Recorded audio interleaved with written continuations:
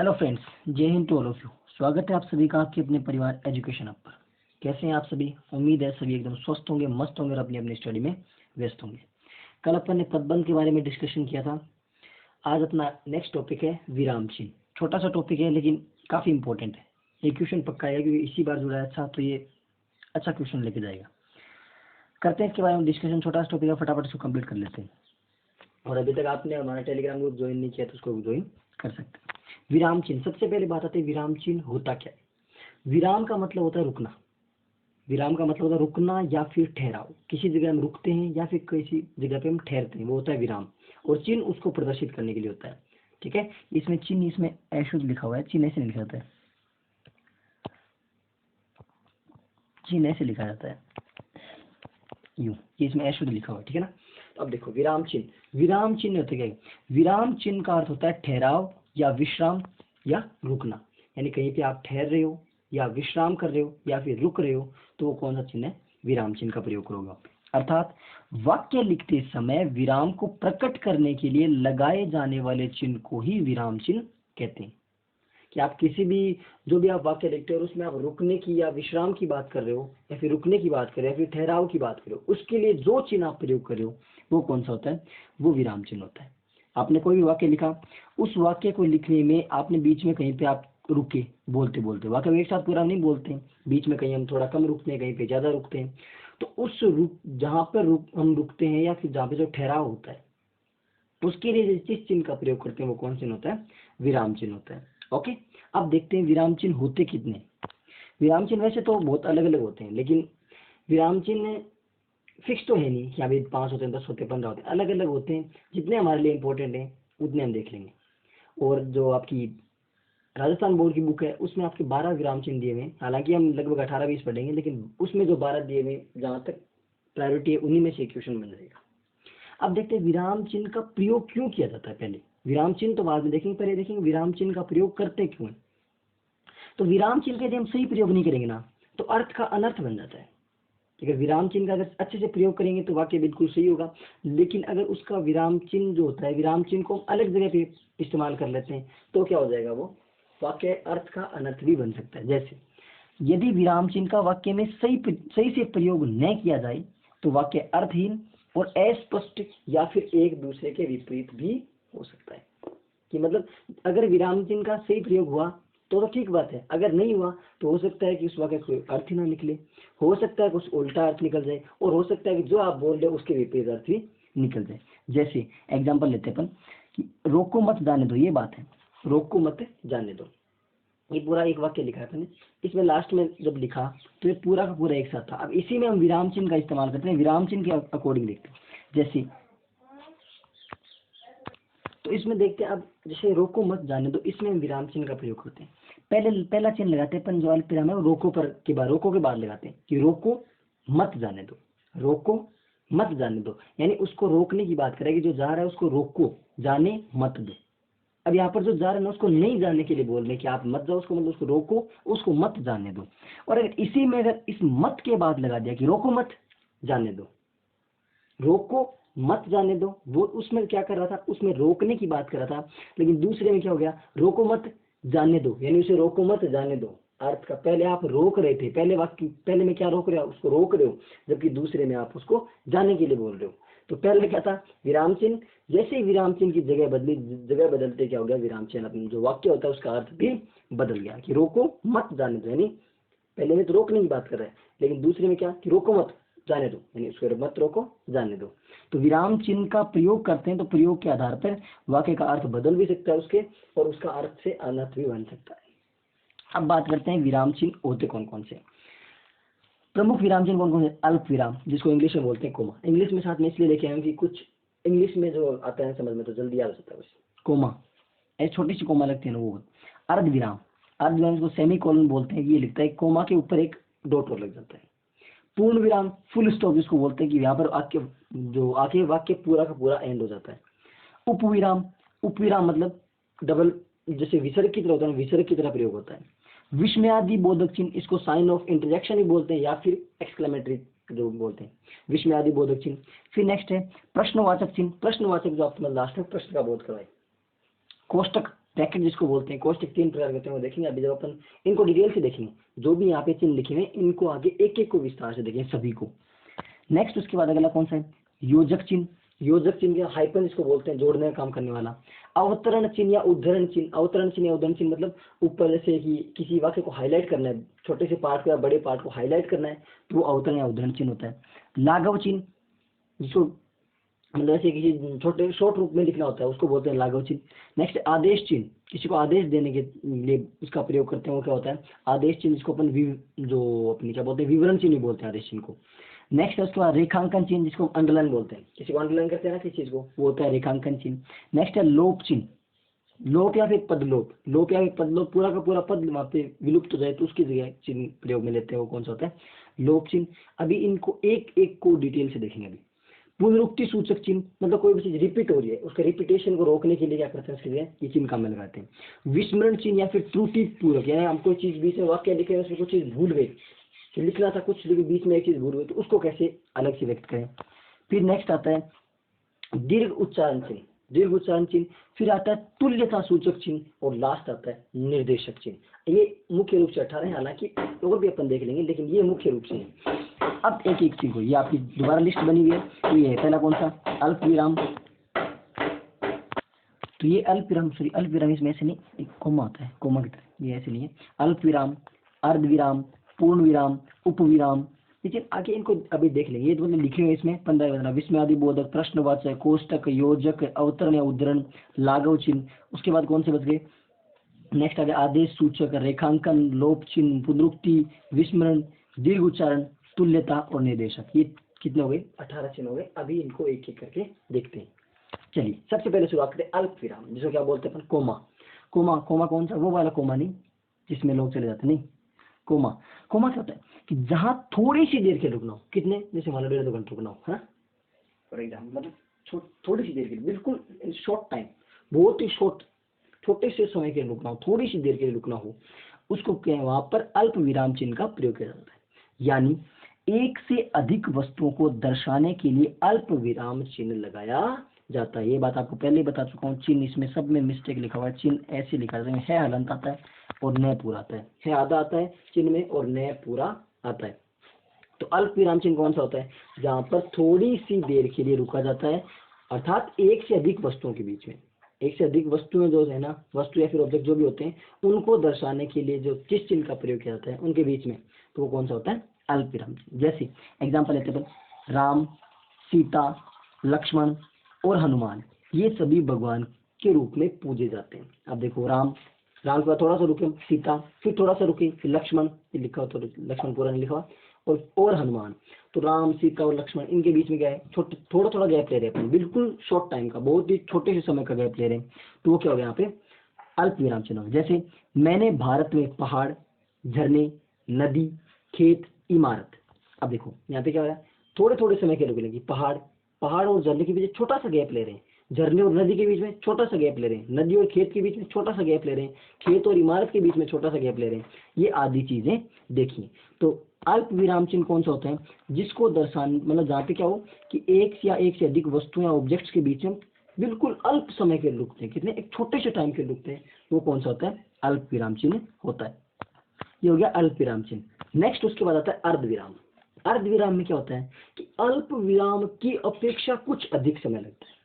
अल्प विराम में बिल्कुल थोड़े से टाइम के रुक रहे थे, लेकिन जो अर्ध विराम होता है ना, इस अर्ध विराम में अल्प विराम से थोड़ा सा ज्यादा, अल्प विराम जैसे राम, सीता, इतना से बिल्कुल शॉर्ट टाइम के रुक रहे थे, इसमें क्या होगा कि अर्ध विराम में अल्प विराम से थोड़ा सा ज्यादा रुका जाता है। कितना, अर्ध विराम से थोड़ी देर तक रुकना पड़े, वो कौन सा हो गया, अर्ध विराम हो गया। अल्प विराम में अल्प विराम से थोड़ा ज्यादा अर्ध विराम में रुका जाता है। जैसे सूर्यास्त हो गया, अब हो गया, थोड़ा सा रुक गई, फिर क्या होगा, लालिमा का स्थान कालिमा ने ले लिया। उसमें क्या करते हैं, राम, श्याम, सीता, गीता, बिल्कुल शॉर्ट टाइम के लिए, इसमें सूर्यास्त हो गया, लालिमा का स्थान कालिमा ने ले लिया। यानी उस जैसे मान लो अल्प विराम में 1 सेकंड के रुक रहे थे, तो इसमें क्या होगा, 1 सेकंड से ज्यादा, यानी 1.5 सेकंड, ये होगा कि अल्प विराम में जितना रुक रहे थे उससे थोड़ा सा ज्यादा अर्ध विराम में रुका जाता है।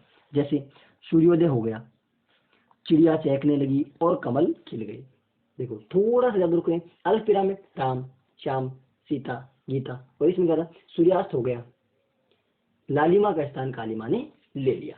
Got the point.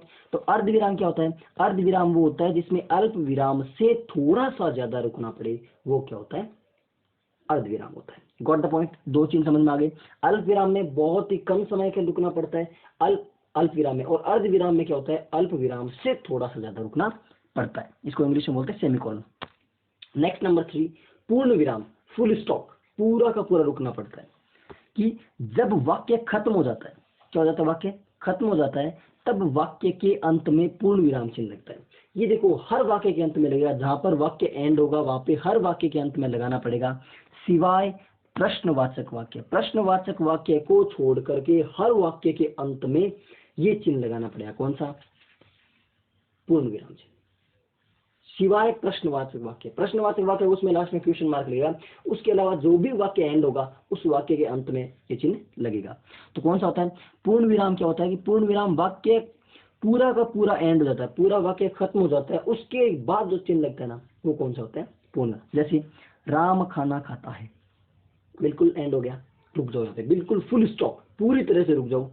Mohan school जाता है, फुल स्टॉप, पूरी तरह रुक जाओ। राम का दोस्त मोहन है, राम का दोस्त मोहन है, पूरी तरह रुक जाओ। और मैंने अपना काम पूरा कर लिया, मैंने अपना काम पूरा कर लिया, फुल स्टॉप लग गया। ओके, तो 3 विराम चिन्ह हो गए। अल्प विराम में बहुत ही कम समय के रुकना पड़ रहा था, अर्ध विराम में अल्प विराम से थोड़ा ज्यादा समय लग रहा था, और पूर्ण विराम में बिल्कुल फुल स्टॉप लग गया। Got the point. उसके बाद नेक्स्ट आता है उप विराम। उप विराम क्या होता है, जैसे अपन कई सेंटेंस देखते हैं, उस वाक्य मतलब कि छोटा सा टॉपिक, एक टॉपिक देखिए उसके बारे में आगे, कि जैसे जब किसी कथन को अलग दिखाना हो तो वहां पर उप विराम का प्रयोग है। किसी कथन को अलग दिखाना हो, कि प्रदूषण एक अभिशाप, विज्ञान वरदान या अभिशाप। देखो विज्ञान वरदान या अभिशाप, तो एक किसी एक जो होता है ना, किसी कथन को उसको अलग दिखाना हो, किसी कथन को जो अलग दिखाना हो, वहां पे कौन सा होता है, उप विराम बोल दो, या फिर इसको अपूर्ण विराम में बोलते हैं, उप विराम या फिर अपूर्ण विराम बोलते हैं इसको। कि जैसे प्रदूषण एक अभिशाप, विज्ञान वरदान या अभिशाप। क्लियर। तो चारों विराम हो गई। अल्प विराम थोड़े समय के लिए, अर्ध विराम अल्प विराम से थोड़ा ज्यादा समय, पूर्ण विराम बिल्कुल फुल स्टॉप, और उप विराम क्या होता है, किसी कथन को अलग से दिखाने के लिए उप विराम का प्रयोग किया जाता है। एक बात ध्यान रखना, हिंदी होती है, हिंदी में सबसे ज्यादा अल्प विराम चिन्ह का प्रयोग होता है, सर्वाधिक प्रयोग अल्प विराम का होता है, सर्वाधिक प्रयोग। जहाँ भी जो भी अपन पैराग्राफ लिखते हैं, जो भी सेंटेंस लिखते हैं, उसमें सबसे ज्यादा हिंदी में कौन चिन्ह का प्रयोग होता है, अल्प विराम चिन्ह का। हम सोचेंगे पूर्ण विराम का, लेकिन पूर्ण विराम तो वाक्य के अंत में सिर्फ एक बार आता है, लेकिन अल्प विराम बीच में कई बार आ जाता है। तो अल्प विराम चिन्ह का हिंदी में सर्वाधिक प्रयोग होता है। कौन चिन्ह का, क्वेश्चन आया डायरेक्ट, निम्न में से किस चिन्ह का हिंदी में सर्वाधिक प्रयोग होता है, ऑप्शन आंसर इज अल्प विराम। क्लियर। अब चलते हैं नेक्स्ट, विस्मयादि बोधक चिन्ह। किसके, विस्मयादि बोधक या फिर मार्क ऑफ इंटरजेक्शन, या इसको एक्सक्लेमेटिव बोलते हैं। ये चिन्ह ऐसे होता है, विस्मयादि बोधक। विस्मयादि बोधक में क्या होता है कि इस चिन्ह का प्रयोग हर्ष, विवाद, विस्मय, घृणा, आश्चर्य, करुणा, भय इत्यादि का बोध कराने के लिए किया जाता है। अर्थात इसका प्रयोग अव्यय शब्द से पहले किया जाता है। कोई भी जहाँ पे अपन कोई भी ऐसे उत्साह का भाव हो, या फिर किसी हर्ष का भाव हो, या फिर करुणा, भय, इन सब का भाव हो, उसको दर्शाने के लिए किसका प्रयोग किया जाता है, विस्मयादि बोधक चिन्ह का। जैसे हाय, आ, छी, अरे, शाबाश, ये बोलते हैं ना कि हाय वह मर गया, आह कितना सुहावना मौसम है, वाह कितना सुंदर वृक्ष है। तो देखो यहाँ पे कौन चिन्ह लग रहा है, विस्मय की बोध, मतलब कि घृणा की भावना करवा रहा है, कहीं पे भय का बोध करवा रहा है, कहीं पे करुणा का, कहीं पे हर्ष का, कहीं पे उल्लास का, कहीं पे विस्मय का, ये इतने बोध करवा रहा है वो वाक्य, उसमें कौन चिन्ह का प्रयोग होगा, उसमें विस्मयादि बोधक चिन्ह का प्रयोग होगा। Got the point. अब तक अल्प विराम, अर्ध विराम, पूर्ण विराम, उप विराम, विस्मयादि बोधक चिन्ह। नेक्स्ट आता है प्रश्नवाचक चिन्ह। प्रश्नवाचक आपको पता है कि जहाँ पे प्रश्न चिन्ह का प्रयोग कहाँ होता है, जहाँ पे प्रश्नवाचक वाक्य, जिस वाक्य में प्रश्न पूछे उस वाक्य के अंत में प्रश्नवाचक चिन्ह होता है। कि वह क्या लिख रहा है, लास्ट में लग गया प्रश्नवाचक चिन्ह। की जहाँ पे प्रश्न पूछ रहा है आगे वाले से, तो ताजमहल किसने बनवाया, प्रश्न लग गया। तो प्रश्न जहाँ पे क्वेश्चन पूछा जाए, प्रश्न पूछा जाए, वहां पे कौन चिन्ह लगेगा, प्रश्नवाचक चिन्ह। अल्प विराम बिल्कुल छोटे से समय के लिए, अर्ध विराम थोड़े से ज्यादा समय के लिए, पूर्ण विराम बिल्कुल फुल स्टॉप, उपविराम कौन सा होता है, जहाँ पे किसी एक वाक्य को अलग से दिखाया जाए। फिर प्रश्नवाचक चिन्ह, प्रश्न पूछे, विस्मयादि बोधक चिन्ह, जहाँ पे विस्मय की भावना हो। Got a point. अब तक अपन ने इतने चिन्ह पढ़ लिए। उसके बाद अगला चिन्ह आता है कोष्टक। कोष्टक चिन्ह देखो, कोष्टक इसको ब्रैकेट बोलते हैं। 3 प्रकार होते हैं, छोटा कोष्टक, मझला कोष्टक और बड़ा कोष्टक। हमारे सिर्फ हिंदी में छोटा कोष्टक देखो, मझला और ये जो बड़ा कोष्टक होते हैं मैथ्स में ज्यादा काम आते हैं। तो कोष्टक चिन्ह का प्रयोग अर्थ को और अधिक स्पष्ट करने के लिए शब्द अथवा वाक्यांश को कोष्टक के अंदर लिखा जाता है। कि कोई भी शब्द या वाक्यांश है, उसका अर्थ यदि क्लियरली नहीं उसका डिफाइन हो रहा, तो उसी के साथ, उसी शब्द के साथ कोष्टक पे लगा करके और उसका थोड़ा सा और विस्तार कर दिया जाता है। जैसे विश्वामित्र, क्रोध में कांपते हुए ठहर जा। धर्मराज युधिष्ठिर, धर्मराज हमें नहीं पता, उसी के बारे में डिटेल बता दी। कौन? धर्मराज मतलब युधिष्ठिर। धर्मराज के बारे में बता दिया, कोष्टक लगा कि धर्मराज को थोड़ा सा और विस्तारित कर दिया। कि जो भी कोष्टक क्या करेगा कि कोई भी एक शब्द है, उस शब्द के बारे में थोड़ी सी एक्स्ट्रा जानकारी देने के लिए उसी के साथ कोष्टक लगा करके उसमें उसी का बता दिया जाता है। क्लियर? तो हो गया कोष्टक। कोष्टक कितने प्रकार होते हैं? 3 प्रकार के होते हैं, छोटा कोष्टक, मझला कोष्टक और बड़ा कोष्टक। क्लियर? उसके बाद नेक्स्ट आता है योजक चिन्ह। योजक चिन्ह क्या करेगी? जोड़ने का काम करेगा। किसका काम करेगा? योजक मतलब जोड़ने का। योजक चिन्ह का प्रयोग समस्त पदों के मध्य में किया जाता है। किसके? समस्त पदों के मध्य में। जैसे सुख दुख, दो अपोजिट वाले, मतलब जहां तक है कि दो विपरीत अर्थ वाले मिल सकते हैं, कोई जरूरी विपरीत वाले मिले, समान वैसे मिल सकते हैं, लेकिन सुख दुख, लाभ हानि, दिन रात, यश अपयश, तन मन धन, जरूरी 2 ही शब्द है, 3 भी आ सकते हैं, 4 भी आ सकते हैं। तो उनके बीच में कौन से चिन्ह का प्रयोग हुआ आपस में उनको जोड़ने के लिए? योजक चिन्ह का। सुख दुख है, लाभ हानि, दिन रात, यश अपयश, तन मन धन, कि देश के दीवानों ने तन मन धन से देश की रक्षा के लिए प्रयत्न किया। तो इसमें देखो, इसमें लास्ट में तो पूर्ण विराम चिन्ह का प्रयोग है, लेकिन बीच में कौन चिन्ह का प्रयोग हो रहा है? योजक चिन्ह का प्रयोग हो रहा है, आपस में इनको जोड़ने का काम कर रहा है। इधर क्लियर? उसके बाद नेक्स्ट अगला चिन्ह देखते हैं। अगला चिन्ह कौन सा है? अगला चिन्ह है अवतरण या फिर उद्धरण चिन्ह। उदाहरण नहीं है, उद्धरण चिन्ह। अवतरण या फिर उद्धरण चिन्ह। उद्धरण ऐसे नहीं लिखते, ऐसे लिखते हैं उद्धरण चिन्ह। इसमें द आधा होता है और ध पूरा होता है। तो उद्धरण चिन्ह को क्या बोलते हैं? देखो, ये 2 प्रकार का होता है, एक तो एकल और एक डबल वाला। एकल वाला और डबल वाला याद कैसे रहेंगे? 69 और 6699 ऐसे आता है कि किसी भी वाक्य जो होता है शब्द, उसके ऊपर 69 है, एक तरफ जहाँ शुरू होता है वहाँ पे 6 की तरह आता है, ऐसे होता है, और जहाँ पे एंड होता है वहाँ पे 9 की तरह आता है। और वैसे अगर डबल वाला हो, दोहरा उद्धरण हो, तो उसमें 66 और 99 की तरह। क्लियर? अब देखते हैं उद्धरण चिन्ह क्या होता है। उद्धरण चिन्ह जिसको क्या बोलते हैं अपन? Inverted comma. इन्वर्टेड कोमास बोलते हैं इसको। किसी की कही हुई बात को उसी तरह प्रकट करने के लिए अवतरण चिन्ह या उद्धरण चिन्ह का प्रयोग करते हैं। जैसे तुलसीदास ने सत्य कहा है, पराधीन सपने हूं सुख नहीं। अब देखो, इस बात को क्या कर दिया? बंद कर दिया, उद्धरण चिन्ह के अंदर बंद कर दिया। तुलसीदास की कही गई बात को क्या कर दिया? दोनों ओर से इन्वर्टेड कोमास के अंदर डाल दिया, तो वो कौन सा हो गया? उद्धरण चिन्ह हो गया। जयशंकर प्रसाद ने कहा कि जीवन विश्व की संपत्ति है। देखो, उसी कथन को क्या कर दिया? उद्धरण चिन्ह के अंदर डाल दिया। राम ने कहा सत्य बोलना सबसे बड़ा धर्म है, उद्धरण चिन्ह के अंदर डाल दिया। उद्धरण चिन्ह 2 प्रकार का होता है। छोटे नाम, कोई भी छोटा सा नाम होता है उसके लिए इकेरा, तो ऐसे ऐसे, और दोहरा कौन सा होता है? ऐसे और ऐसे, मतलब 69 सिंगल और 6699 ये दोहरा उद्धरण होता है। क्लियर? तो उद्धरण चिन्ह कौन सा होता है? कि किसी की कही गई बात को एज इट इज हम बोल देते हैं, उसको हाईलाइट करने के लिए। हाईलाइट किस में करेंगे? इन्वर्टेड कोमास के अंदर। इन्वर्टेड कोमा कितने प्रकार के होते हैं? 2 प्रकार की, एक तो छोटी या फिर इकेरा अवतरण, दूसरा दोहरा अवतरण होता है। इकेरे अवतरण में कैसे चिन्ह होते हैं? पहला चिन्ह 6 की तरह, दूसरा चिन्ह 9 की तरह, और दोहरे उद्धरण चिन्ह में क्या होता है? पहला 66 की तरह और दूसरा 99 की तरह। Got the point? अब चलते हैं आगे। नेक्स्ट आता है लाघव। लाघव चिन्ह। लाघव चिन्ह क्या करते हैं? वैसे जीरो की तरह से, छोटा सा जीरो से जीरो बना देना, इसकी तरह काम में आता है। किसी बड़े तथा प्रसिद्ध शब्द को संक्षेप में लिखने के लिए उस शब्द का पहला अक्षर लिखकर उसके आगे शून्य यानी जीरो, हालांकि पूरा बड़ा जीरो नहीं ना, छोटा सा जीरो लगाते हैं, तो शून्य क्या कहलाता है? लाघव चिन्ह कहलाता है। जैसे डॉक्टर होता है, अब डॉक्टर को हम ऐसे, डॉक्टर पूरा बड़ा कौन लिखते हैं? हम ऐसे लिख देते हैं तो डॉक्टर हो गया। पंडित को पूरा बड़ा नहीं लिखते, मतलब पेंसिल का पहला अक्षर लेके उसके आगे जीरो की तरह लगाते हैं। इंजीनियर को पूरा नहीं लिखते, इसके आगे ऐसा लगाते हैं। अब जैसे उत्तर प्रदेश है तो उत्तर प्रदेश को हम लिख देते हैं ऐसे, उत्तर प्रदेश। मध्य प्रदेश को ऐसे लिख देते हैं, ऐसे लिख देते हैं। तो क्या हो गए, ये हो गए लाघव चिन्ह, यानी जो भी बड़ा जो वाक्य है या जो भी बड़ा जो शब्द है उसको छोटे रूप में लिखने के लिए, छोटे रूप में जो फेमस हो। ऐसे नहीं कि अपने मन में आया कि मान लो मेरा नाम जो भी उसके आगे मैं लगा लिख दूँ ना, मतलब जिसको सभी जानते हो उन्हीं शब्दों के बारे में लिखते हैं अपन, तो वो कौन सा हो गया, लाघव चिन्ह हो गया। कौन चिन्ह हो गया, लाघव चिन्ह। लाघव चिन्ह क्या होता है कि किसी बड़े या प्रसिद्ध शब्द को छोटे रूप में व्यक्त करने के लिए उसके आगे लास्ट में एक छोटा सा जीरो सा लगा देते हैं। कौन पॉइंट। उसके बाद अगला आता है विवरण चिन्ह, यानी साइन ऑफ फॉलोइंग, जैसे बोलते हैं कि निम्न निर्देशों को ऐसे। तो विवरण चिन्ह का प्रयोग वाक्यांशों के विषयों में कुछ सूचक निर्देश आदि देने के लिए चलता है, कि जो भी वाक्यांश होता है उसके बारे में आगे थोड़ा सा निर्देश देने के लिए। जब आता है पेपर में कि निर्देश, फिर इसके आगे ऐसा लगा होता है, ऐसा चिन्ह लगा होता है उसके आगे निर्देश के आगे, तो होता है। जैसे उदाहरण के तौर पे कि आम के निम्न फायदे, अब देखो इसके लास्ट में क्या लग गया, निम्न फायदे, इनके बारे में आगे बताएगा, आम के निम्न फायदे के बारे में आगे बताएगा। संज्ञा के 3 मुख्य भेद होते हैं, अब उसके बाद आगे बताएगा कि अभी कौन कौन से भेद होते हैं। मतलब ये एग्जाम्पल ली मैंने, तो उसके आगे क्या लग गया लास्ट में, विवरण चिन्ह लग गया। उसी के बारे में और विस्तार से बताएगा, विवरण देगा, उनका विस्तार करेगा।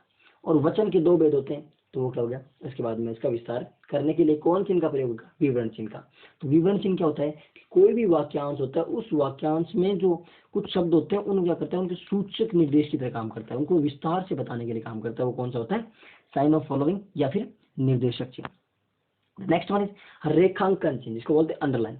अंडरलाइन क्या होता है कि किसी भी वाक्य में महत्वपूर्ण शब्द, पद, वाक्य को रेखांकित करने के लिए रेखांकन चिन्ह, जिसको बोलते हैं अंडरलाइन। क्या बोलते हैं, अंडरलाइन। जैसे मैं अंडरलाइन करते चलता हूँ, इनका प्रयोग किया जाता है। किसको, कि कोई भी वाक्य होता है, पद होता है, उसको अंडरलाइन करने के लिए, उसको रेखांकित करने के लिए जिस चिन्ह का प्रयोग किया जाता है वो कौन सा होता है, अंडरलाइन चिन्ह होता है, रेखांकन चिन्ह। जैसे हरियाणा और उत्तर प्रदेश को यमुना नदी पृथक करती है, कोई एग्जाम्पल है। अब मेरे को यमुना को अंडरलाइन करना है, यमुना नदी। अब मैंने ये अंडरलाइन करके पूछ लिया, या फिर इतना क्यों करते हैं, इसको इतना ही करते हैं। अब मैंने आपको इतना अंडरलाइन करके पूछ लिया, क्वेश्चन पूछ लिया कि रेखांकित पद में कौन सी संज्ञा है, तो बात खत्म। यानी किसी पर्टिकुलर शब्द होता है या फिर पर्टिकुलर वाक्य, जिसमें इसको पूछ लिया पूरा, इतना ले लिया, यमुना नदी। अब इसी के बारे में पूछ लिया, यमुना नदी के बारे में बताइए, तो हो गया। गोदान उपन्यास, अब गोदान उपन्यास ये ले हो गया, इसको अंडरलाइन कर दिया। गोदान उपन्यास की बात कर रहा है, प्रेमचंद द्वारा लिखित सर्वश्रेष्ठ कृति है। नेक्स्ट है कृष्ण ने बरगद के नीचे उपदेश लिखा था, तो मतलब अंडरलाइन किसी विशेष वाक्य या विशेष शब्द को हाईलाइट करने के लिए उसके नीचे अंडरलाइन चिन्ह का प्रयोग करते हैं। अंडरलाइन को रेखांकन चिन्ह भी बोलते हैं। गॉट द पॉइंट, इतने चिन्ह क्लियर। उसके बाद आता है पद लोप चिन्ह। यदि आपसे वाक्य कोई किसी पद का आपको लोप करना हो, कि मतलब लास्ट में आप बोल नहीं पाओ ना, तो कि जब वाक्य या अनुच्छेद में कुछ अंश को छोड़कर लिखना हो तो लोप चिन्ह का प्रयोग करते हैं। इसका पद लोप चिन्ह का प्रयोग करते हैं। जैसे कि राम ने मोहन को गाली दी, राम ने मोहन को गाली दी, और उसे डॉट डॉट लगा छोड़ दिया, कौन सी गाली दी, मतलब वो समझ जाएगा गाली या नहीं सकता कि राम ने मोहन को गाली दी, तो आगे समझ जाओगे कौन सी गाली दी। मैं सामान उठा लूंगा पर, मतलब पर ऐसे करके छोड़ दें ऐसे वाक्य को, कि लास्ट में अधूरा छोड़ते हैं उसको, मतलब वाक्य को अधूरा छोड़ देते हैं, पद का लोप कर देते हैं।